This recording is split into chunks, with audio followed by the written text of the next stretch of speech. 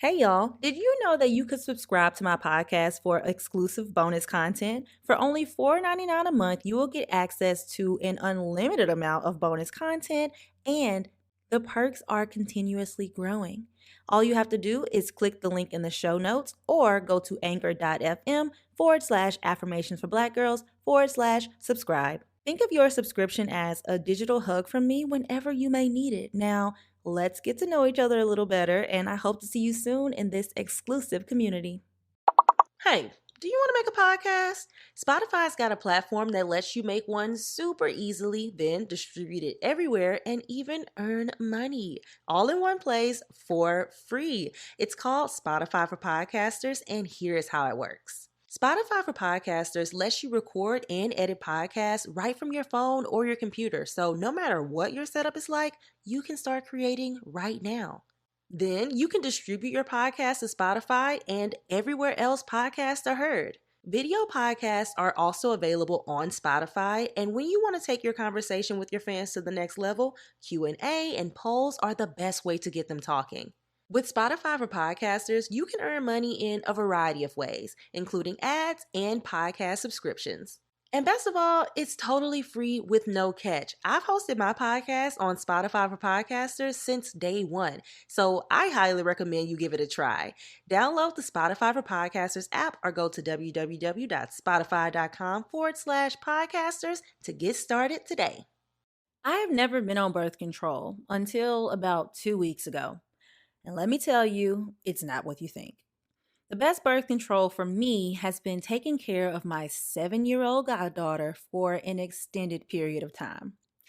Now, I am not saying that I do not want kids, because I do. I want a whole basketball team or a group of little minions to do all of my dirty work. But having my goddaughter here for 2 weeks put things into perspective for me and showed me that I'm not ready to introduce kids into my lifestyle. And it also opened my mind to start thinking of what I needed to do internally before making that decision. And of course, y'all, I mean after I get married. Powerful. Few things are as powerful. Few things are as powerful. What is going on, beautiful people? You are listening to the Affirmations for Black Girls podcast, where we focus on personal growth and cultivating a healthy relationship with ourselves. I am your host, Tyra, the creative, actress, content creator, and mental health enthusiast. Y'all, the past few weeks have been a whirlwind for me. There have been so many amazing things happening, but it honestly has been a little bit overwhelming. I've been working more and taking on new projects, but one of the fun things that I recently did was I brought my goddaughter out to California. Now, let me put this into perspective for y'all. I'm 27 years old, and I do not have any kids, nor do I have much experience taking care of them long term. I mean, nothing beyond being a character counseling instructor or summer camp counselor, but I promised my 7-year-old goddaughter that I would bring her out to LA. And in a nutshell, I have to say she taught me so much about myself and helped me realize what work I needed to do before I considered having kids of my own. So before we unpack some things I learned about myself through this experience, let's get into this week's affirmation. This week's affirmation is, my past is not a reflection of my future. Let's drop in, everyone. If you're driving, continue to drive as you listen. But if you can, close your eyes and be present with us. My past is not a reflection of my future. My past is not a reflection of my future. My past is not a reflection of my future. Let's say it together, y'all. Think about your past and think about your future. My past is not a reflection of my future. My past is not a reflection of my future.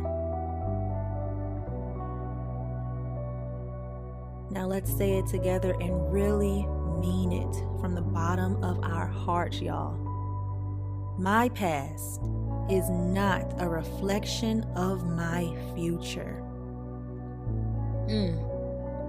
Ooh, y'all just don't know how on point this affirmation is for this episode. Y'all, this is the perfect affirmation for this week because over the last 2 weeks, I have just had the time to reflect through spending time with my goddaughter on all the ways I have grown and realized the parts of me that were being overlooked, that I literally could not pay attention to or didn't even think to pay attention to until there was a child in my life that I was solely responsible for taking care of, even if it was for 2 weeks. So today I'm going to share with you 5 things I learned about myself while I was taking care of my goddaughter.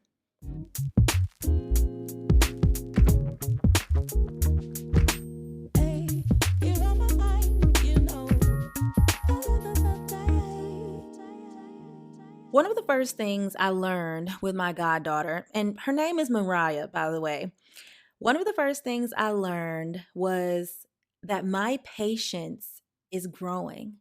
One thing I used to say is patience is the only virtue I don't possess. And y'all used to say that in, middle school, high school, like young. And it was true. I was a very, very, very impatient child because, for one, I was just learning how to be a human in general, experiencing a lot of things for the first time and trying to make sense of the world around me and my emotions in the best way I knew how. Because at the end of the day, I'm only 27 years old. I have only been on this earth for 27 years. And I feel like I'm just getting to a place where I can say to myself, self, we're getting impatient right now. Let's take a breath and figure out why we feel this way. Now, I also learned what triggers my impatience while I had Mariah here. So let me take y'all on a trip down memory lane. When I was a kid, I found out later in life, but I was emotionally closed off. I didn't know how to process my emotions in a healthy way because there was no one around me teaching me how to do that. And I didn't know how to even verbalize that that was something that I needed because I'm a child. And there were a couple of times when Mariah wanted her mom and she was homesick and she just, started crying or, throwing a small temper tantrum.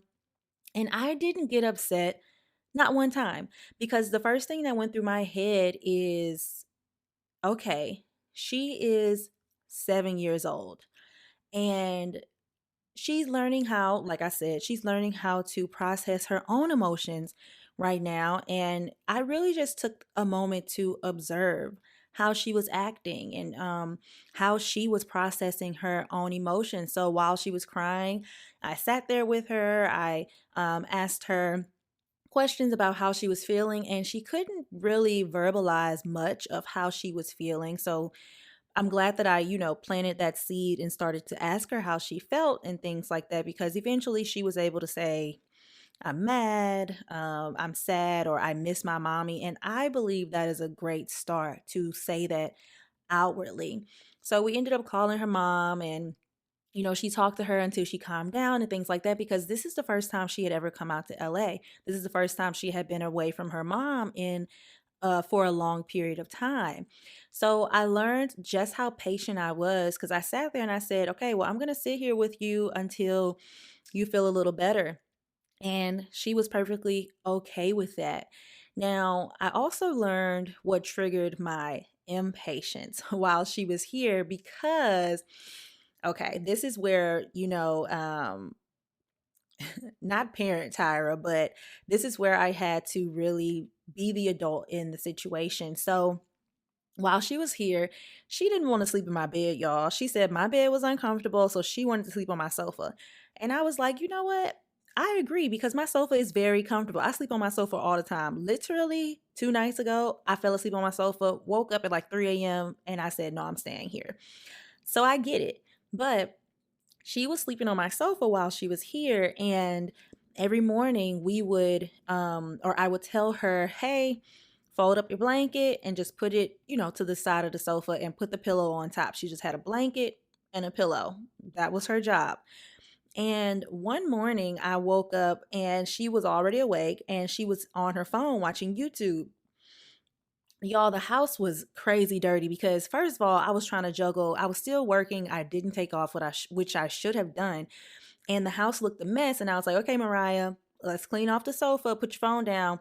And the first time I said that, she not necessarily ignored me. She didn't hear me. She was fully enthralled in what she was doing. So I walked over to her and I said, "Hey, clean off the sofa. You know, you got to do this every morning. Let's fold up the blanket and put the pillow right here. And then you can finish watching what you're doing. You can multitask, or I can take the phone away." And she was like, "No, I can multitask, so I'll do it." So I walked away for like 5 more minutes and she was still sitting there. So I came over and I said, "Hey, give me this phone, fold up that blanket, and I'll give it back to you." Y'all, she started bawling. And I was like, in my head, in my 27-year-old head, who doesn't really have much experience with kids, I was like, "Girl, why are you crying? I'm gonna give you the phone back whenever you fold this one little blanket." And it's like a throw, y'all. It's not a comforter, it's not huge. You know what I mean? So she starts crying and stuff like that. And I said, "Mariah, I'm going to give you your phone back as soon as you fold this blanket. I'll even help you fold the blanket if you ask me to help you, and if we can, stop crying and get this done, because it's a quick and easy task." Obviously, it may not be, as simple to her, but that was the best way I could explain, you know, to her that, look, this is we don't need to cry about this. I'm going to give you your phone back in literally 30 seconds if you fold up this blanket, because you're literally just not listening. You're in this phone. So she starts crying, and then she continues to cry and all of these things. And we eventually end up calling her mom, and she calms her down. And I say, "Hey, well, I told her to fold the blanket and she didn't want to fold the blanket. And now she's saying that she wants to go home. She misses you, throwing a little temper tantrum because she didn't want to do what she was asked to do." So long story short, after she calmed down and all of that, we went into the room and I said, "Hey, let me talk to you for a second. I really need you to listen to what I'm saying to you. I asked you to fold the blanket. You've been here a week already and you've done it every morning except today. If I asked you to do something, can you please do that for me? Is that okay?" And she was like, "I did do what you asked." And I said, "Mariah, let's go back through the situation. You didn't do what I asked. I asked you to fold the blanket and you continued watching YouTube, right?" And she was like, "Yes." And I said, "Do you know why I took your phone?" And she said, "No." I said, "Mariah." So we just went through that whole thing. And it ended up with her crying again. And by this time, that's when I got a little impatient. So I think what really triggered my impatience was I felt that she just was not listening to me in that moment. And I think it was because I'm not her mom, and there's only so much that I can do. And I noticed when Mariah didn't want to do a certain thing, she would, not listen to what I was saying or just kind of brush me off. And if I did come back and reprimand her for it by taking her phone or speaking to her again, she would start to cry and want to go home. So I think that's really something that did trigger my impatience. And it's something that when I have kids, y'all, I have to work on that because I can't get impatient just off of something small like that. So I think that was a great lesson for me in that situation.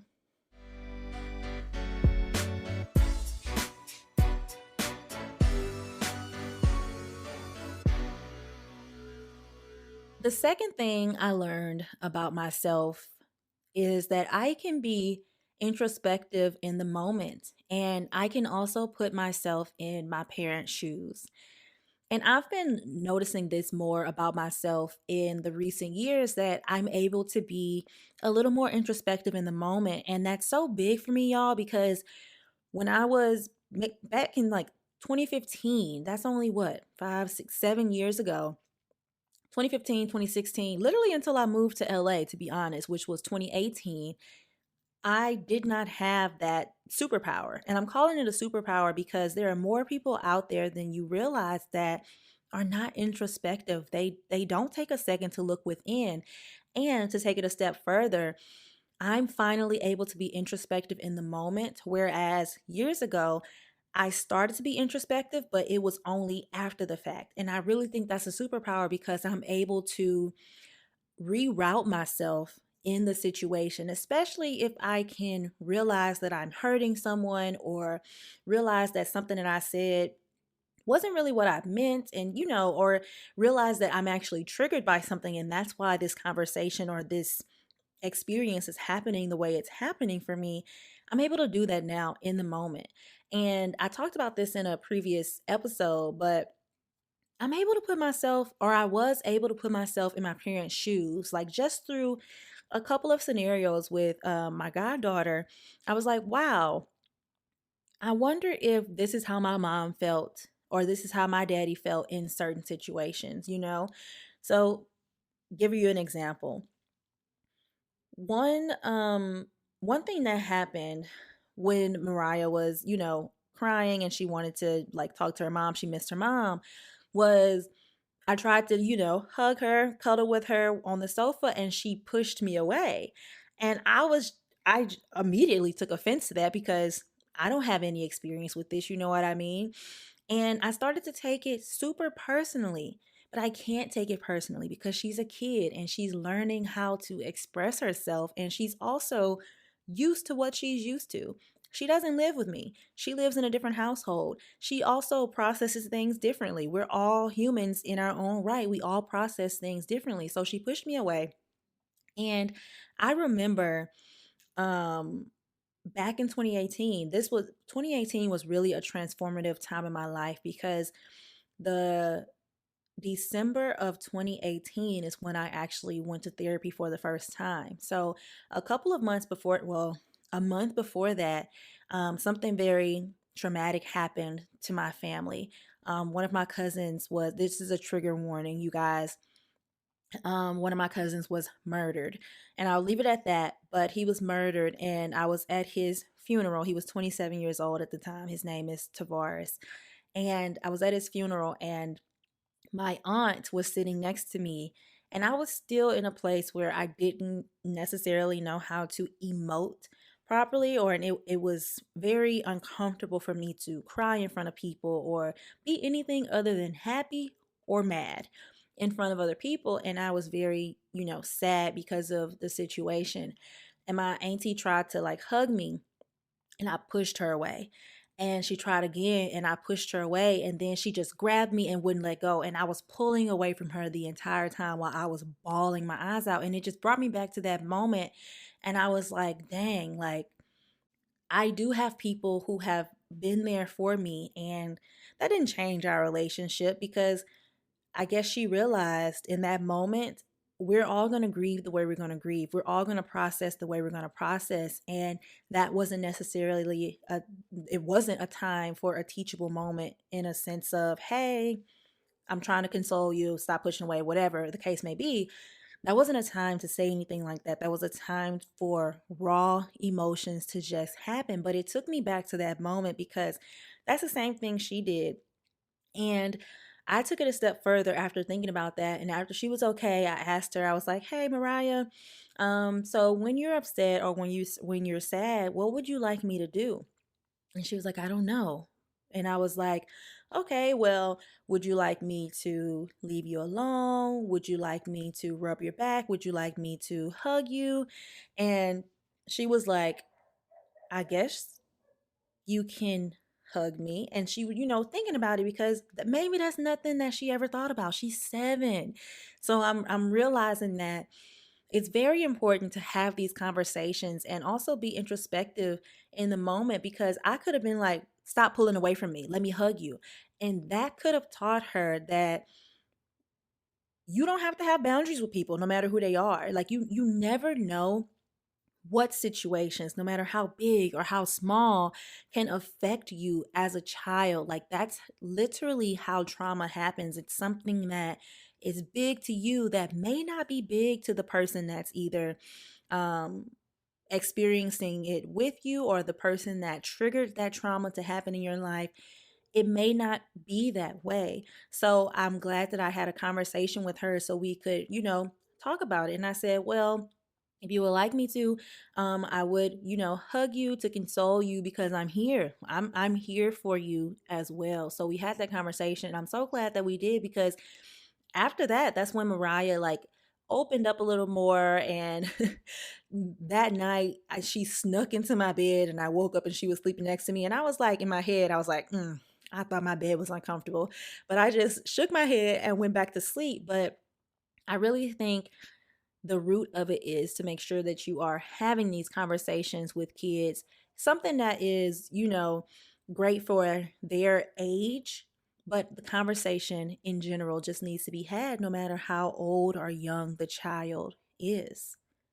And one other thing that I talked about in the a previous episode, I was talking to my brother one day and I said, our childhood was hard. Like we were just talking about it. And he was like, well, I just thought about this the other day. And this was a couple of years ago. He was like, our parents were 21 and 22 when they had us. Yo, I'm 27 and I'm just getting my footing as an adult. So when he said that, I was probably like 25, 24, something like that. And it absolutely blew my mind because up until that point, I did not look at it that way. I just looked at it like, that's my mom and my daddy. They got to get ready. They got to, be there. They have to do all of these things. And the thing that I was missing is that they are people themselves. They are still children for the most part. 21, when I was 21, I was still in college and I didn't know how to make a doctor's appointment, y'all. Like, so that just really put it into perspective and it really just helped me appreciate my mom and dad a little more, and it made it a little easier for me to process my childhood trauma because I do have childhood trauma. And I guess I can go ahead and say this now. We're going to be doing a series on childhood trauma where we dive into the different types of childhood trauma. We dissect what trauma actually is and we talk about life after childhood trauma. But it really helped me in my therapy sessions. Once I had that breakthrough conversation with my brother, it really helped me to say, wow, like I need to let this go because now I can put myself in my mama's shoes. Now I can put myself in my daddy's shoes. And to piggyback off of that, while Mariah was here, there was one situation where um so I have a boyfriend and we had a little riff, like a little, not even a fight. We just had a disagreement and it was our first disagreement, y'all. So in my mind, I was like, oh my gosh, this is so big. Oh, I don't know what to do because we had never done this before. Like we're figuring this out. So I had a little anxiety about it and Mariah was here. Well, we had the disagreement before, and this was like a couple of days into her being here where I was just feeling super overwhelmed and I didn't want to do anything the entire day. I was like, I was still working, so I would work in the morning, and then I just had this looming anxiety about my relationship going on, and it was nothing big, but being that it was our first like disagreement, I was personally like shaking in my boots because I just, in my experience, fights are way worse than what it actually was. And I'm so glad that I have a man in my life like I do because he's so amazing. And I was able to share that with him. And he was like, I'm here. Like, we're going to figure this out. We're going to fight. We're going to be in disagreement sometimes. But, you know, that whole thing. So everything is great on in that aspect. But at the time, I was pretty upset and I was like, I said to myself, a few hours into it, I had taken a nap and everything. Mariah and I are just laying on the sofa watching TV. And I was like, Tyra, this is not why Mariah is here. And I said in my head, I was like, I wonder if this is how my parents felt sometimes. And I started to think, I was like, there was times when I was little where I was like, my parents never want to do anything. Like, what? I can't wait till I'm older. And I didn't want Mariah to have a thought like that while she was here with me because it was a short period of time. It was, 2 weeks.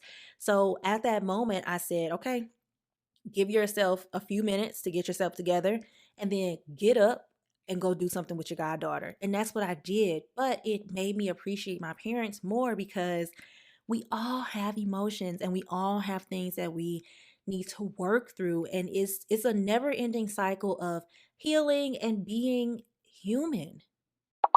Hey y'all, Tyra here. Let me tell you about one of my favorite credit cards. And before you stop listening because I said credit card, hear me out. I used to be terrified of credit cards because honestly, y'all, I would act a fool with mine and I would spend money on things that I didn't need and rack up thousands of dollars in debt, but only pay the minimum balance, which leads to a lot of interest. So when my score went down to 600, I said, Tyra, enough is enough. And I looked on Credit Karma and saw recommended cards for me based on my credit score. And the first one I saw was the Chase Freedom Card Unlimited. So I applied for it and I got accepted in literally 2 seconds. This card is awesome because it lets you earn $200 cash back after you spend $500 on purchases within the first 3 months. Y'all, that's less than $200 a month on the card. And before you say, Tyra, that's still a lot of money, those purchases can be anything, bills or any monthly payments you know you already have to pay. So I personally put 1 month of rent on the card and immediately paid it off because I pay rent every month and I got the $200 cash back just from using my Chase card to pay my rent. And it also has a rewards portal where you can redeem points and cash back for gift cards, trips, and even pay off your credit card. So I recently used the rewards to pay off a meal that I had at Chili's that I put on the credit card. And I also went to Dallas a few months ago and even bought a rental car for my trip through the rewards portal using points that I accrued using the card. Y'all, it's overall a great deal. And I think it's a great introductory card with no annual fees and 0% interest for the first 15 months. That means if you have a balance that rolls over to the next month, you will not have to pay any interest on that amount for the first 15 months.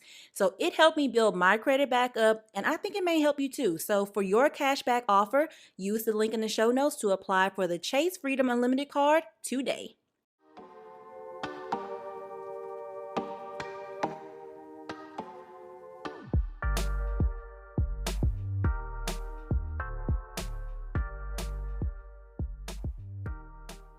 So the third thing I learned about myself while I was taking care of my goddaughter for 2 weeks is that, y'all, to put it plainly, I will act out in a heartbeat behind mine.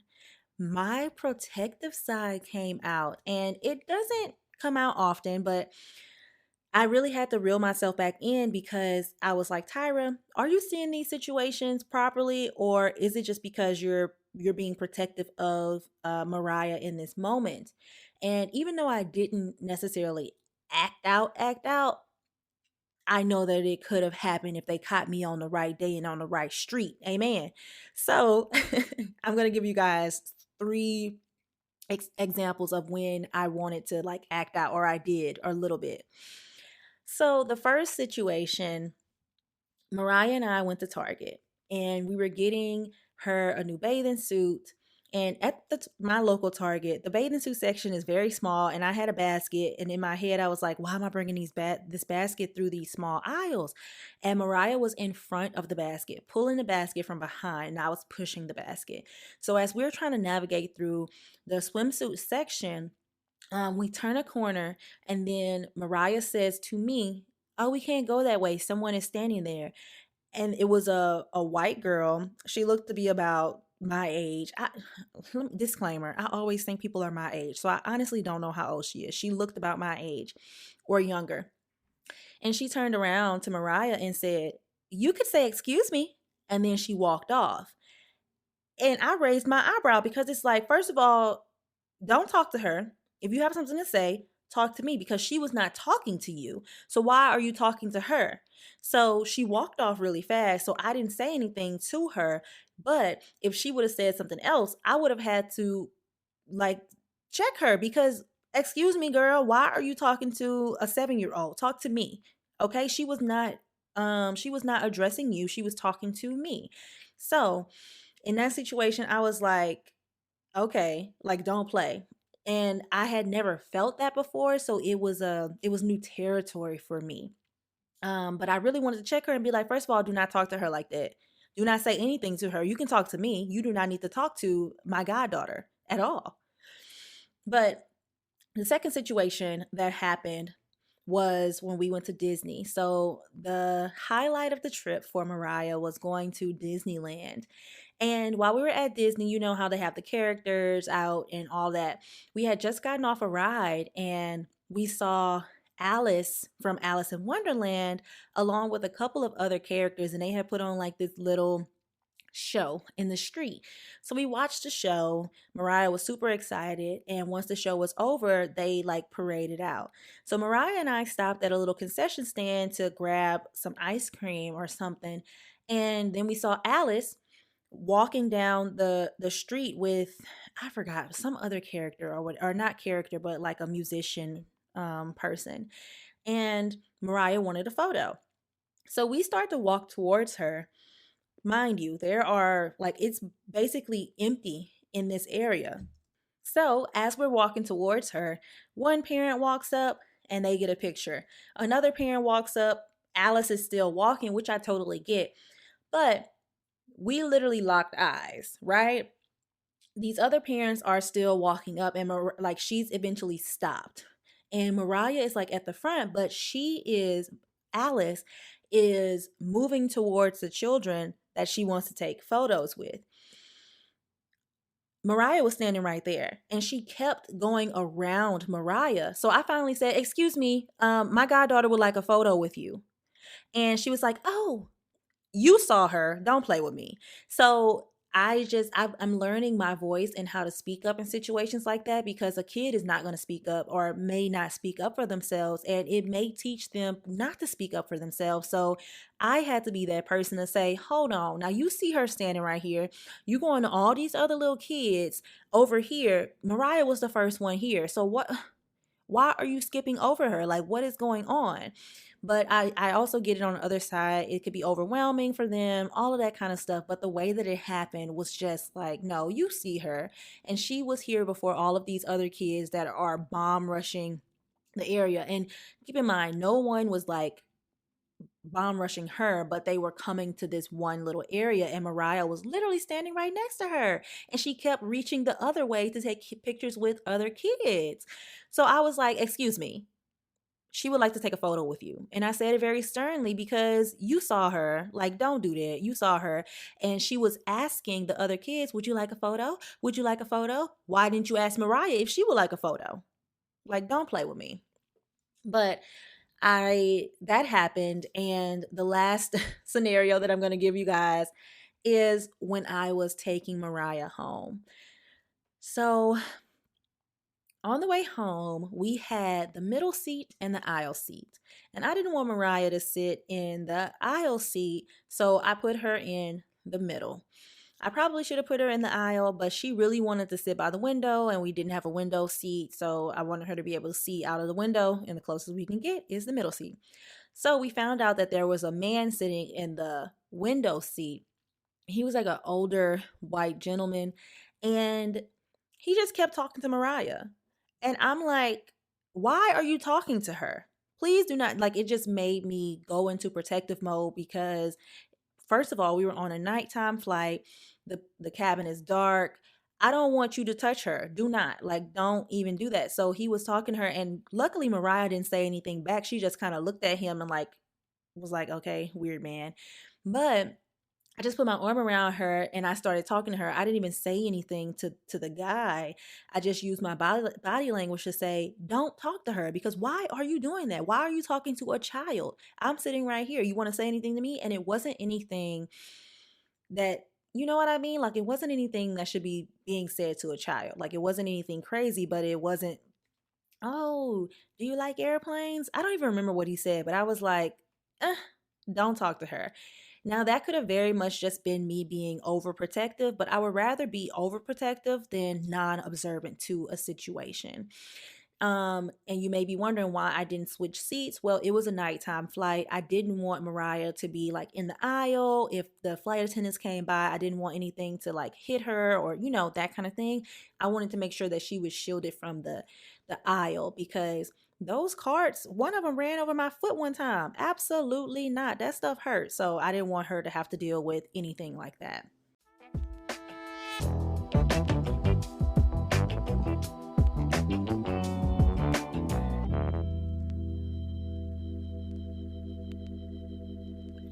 fourth thing I learned about myself is that I naturally gravitate to being the person I needed when I was a kid because I've done the work. So anytime Mariah acted, or she was emotional and like sad or upset, anything like that, I reacted in the way that I would have wanted someone to act towards me when I was little. I remember being young and I was never like coddled or hugged when I was upset. Like I was just, sent to my room. And maybe I was hugged or, consoled when I was very little, but I don't have many memories of that. Even when I got older, when I was crying, even if I would cry in front of my parents, they would sit there and look at me. But as far as touching me, it would not happen. So I really wanted to be that for Mariah. And I wanted to make sure that she knew that I was here and I wasn't ignoring her. I even know, like, amongst like my friends or even my cousins, that sometimes when we cried when we were little, we got sent to our rooms, and that was like being ignored for me. I remember a lot of days where I cried alone in my room. Some of those times was I retreated to my room to cry because that became my safe place, not my parents' arms.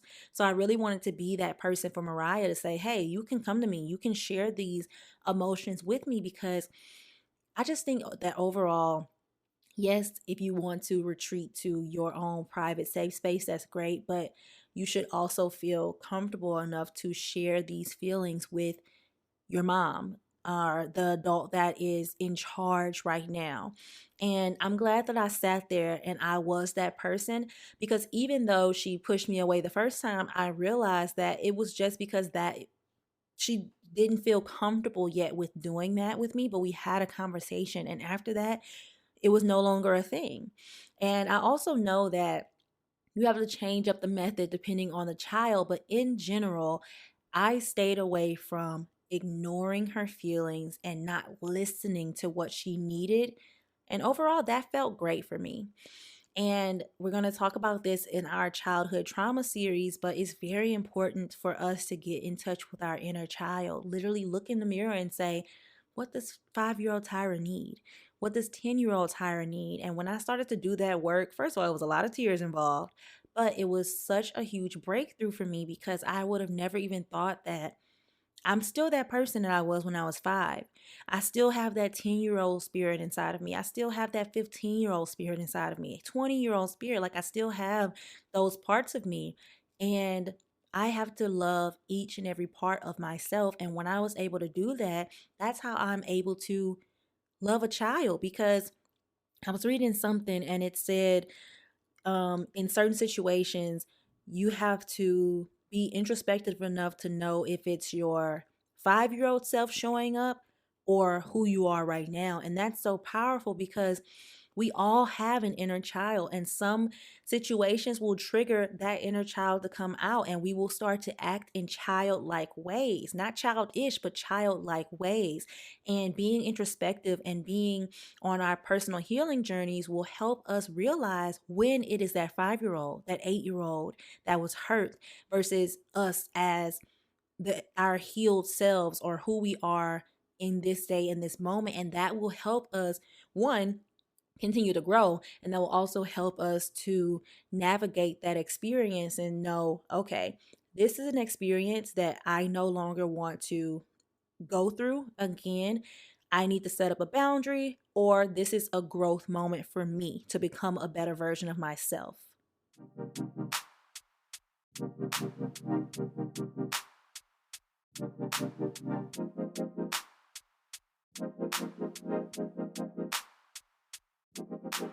And the fifth thing I learned about myself is that I will make a great mom.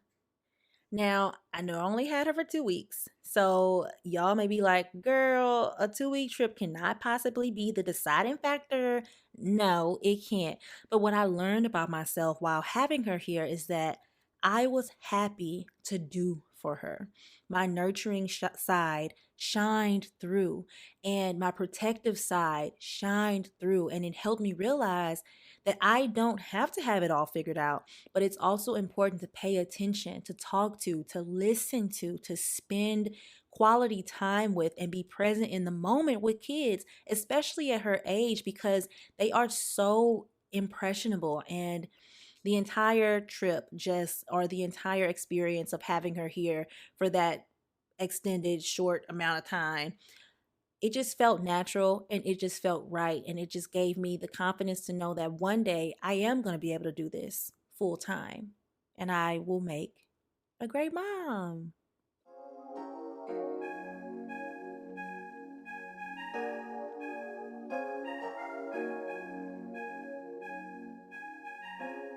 At the beginning of the episode, I said having Mariah here with me was the best form of birth control.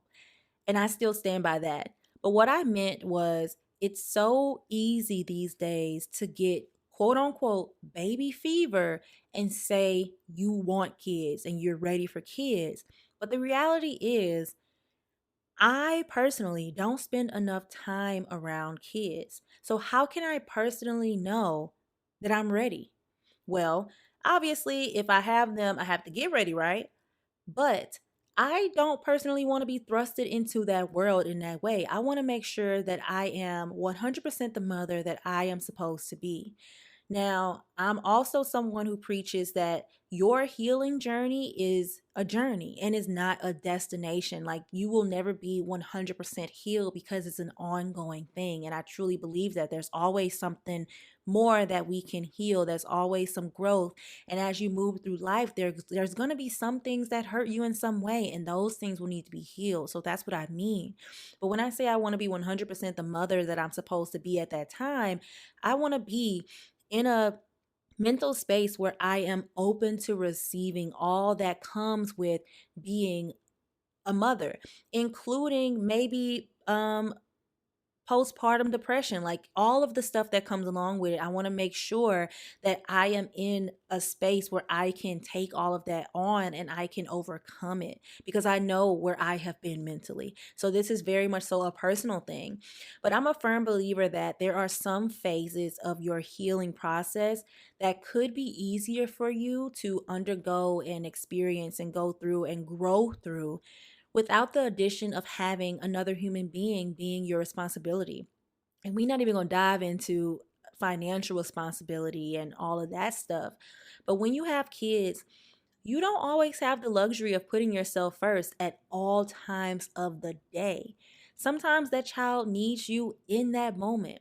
And I want to make sure that I'm at a point in my personal growth journey where I can be there for them no matter how I'm feeling, no matter if me and my husband have had an argument that morning or whatever, or I'm mad at my boss or whatever the case may be, a friend, whatever.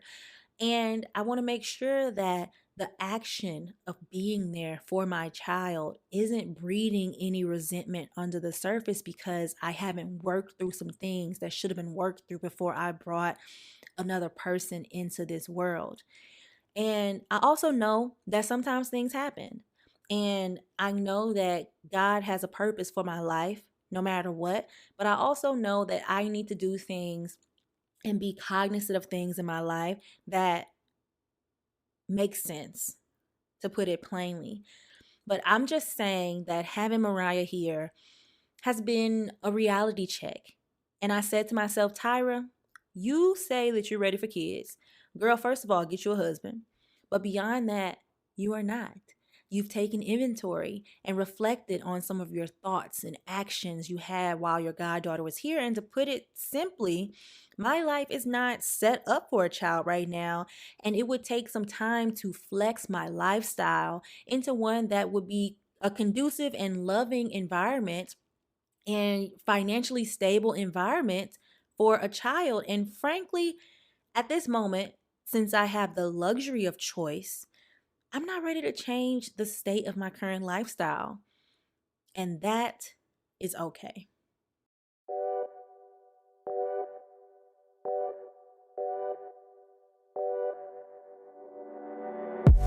Okay, you guys, it is time for our closing segment.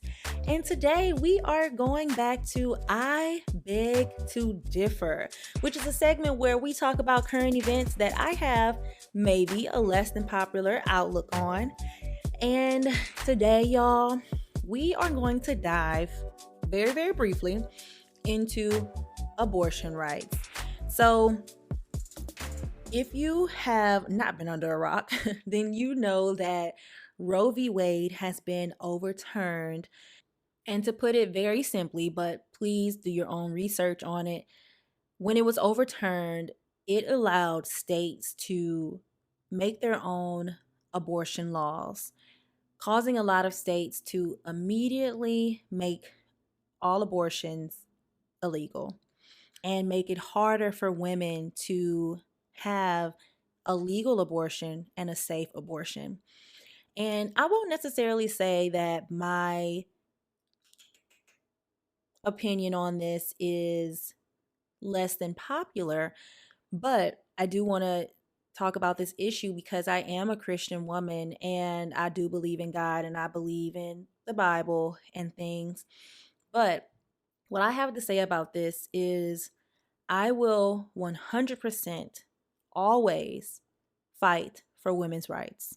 I will always think that women have the right to make that decision about their own body. And it just really frustrates me when women, and especially men, think that they can have a say about somebody else's body. First of all, worry about your own body.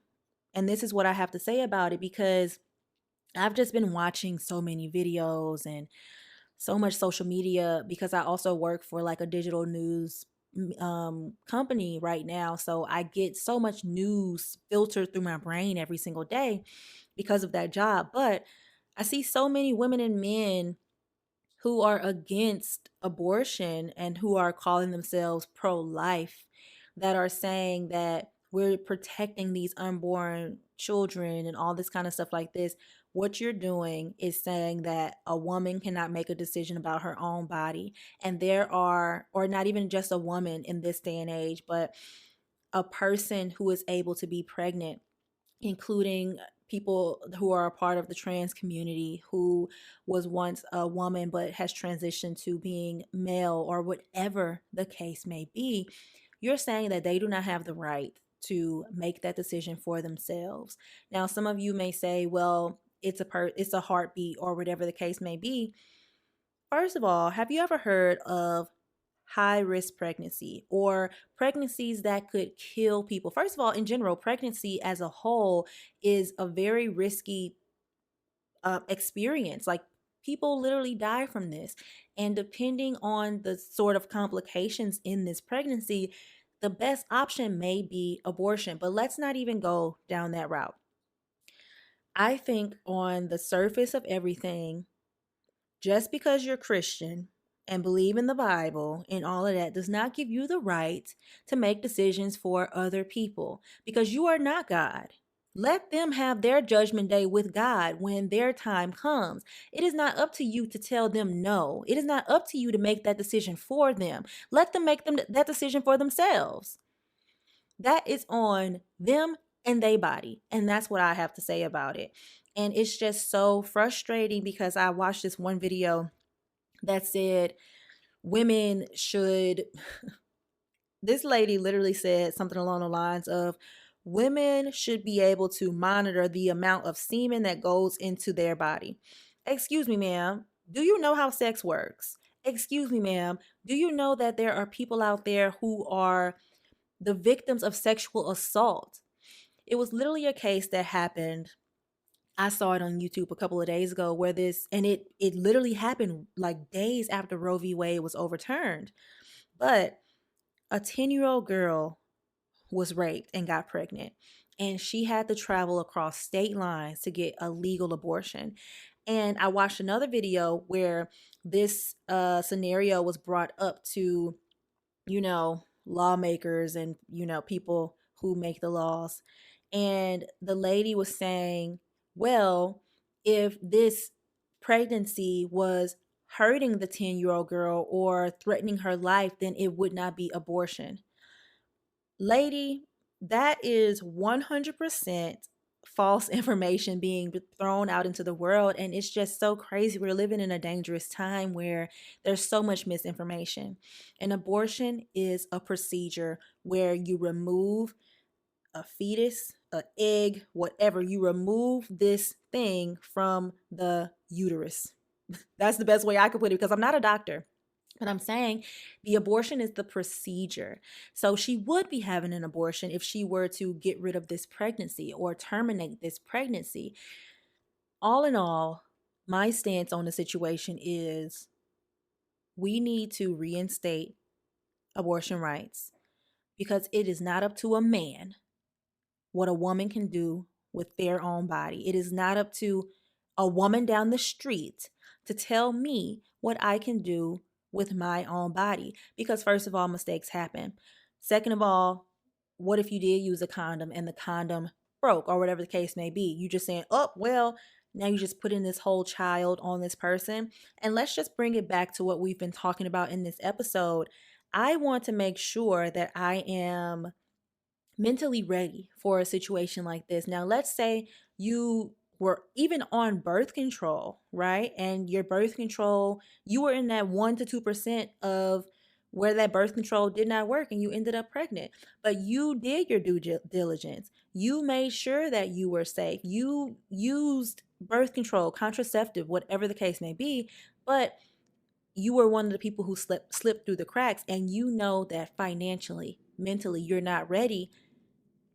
It would make sense to have that abortion for you. It's not up to me to say no because you laid in that bed. Now you got to just lay in it, or you made that bed. Now you got to just lay in it. No. And you can't say, well, you shouldn't be having sex in the first place. Y'all, everybody does not live by the same moral code. Everybody does not live by the same set of rules. It is not up to us what other people do with their body. If I needed to have an abortion, I will 100% have an abortion. And I'm a Christian woman, and I will stand by that 100% because you never know what a person is going through. You never know. And that's all I got to say on that.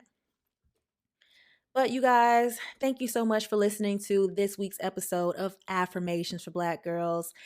Join us again next week for another real, raw, and regular episode. Make sure you subscribe, make sure you rate, and make sure you review the podcast. I love reading all of you guys' reviews on Apple. I need to check them out on other places, but I read all of the reviews. So thank you so much. And your messages on Instagram are just so heartfelt. Follow us on IG, and we also have a Twitter. Please follow us on Twitter because the Twitter be popping. Y'all love the Twitter over there. And we post 2 times a day on Twitter. I'm trying to get the Instagram up. This podcast is just growing at such a fast rate. I'm trying to keep up while also remaining sane. So thank you guys so much for your support. I really, really, really appreciate it. Without you, Affirmations for Black Girls would not be where it is today. But thank you guys so much for listening. I will see you again next week. This is Affirmations for Black Girls.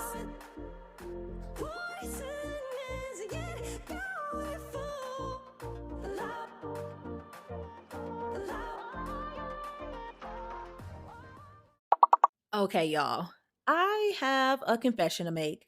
I rarely buy big ticket items outright. I know what you're thinking, but no, I don't use my credit card all the time to do it. I use Affirm. Affirm lets you pay at your own pace and you always know exactly what you owe. I bought my West Elm couch using Affirm and I've been hooked literally ever since. Some of my favorite perks are that there are no interest fees on most purchases, very easy payments, you can even set up auto pay, and you get a fun congratulation text when you are done paying. And I absolutely love that, and I be screenshotting it and sending it to my mama because I be feeling so accomplished. But sharing is caring, so I'm giving you $30 towards your first purchase using Affirm. Use my code, which I have linked down in the show notes, to get started before September 5th, 2022. Affirm. Pay at your own pace.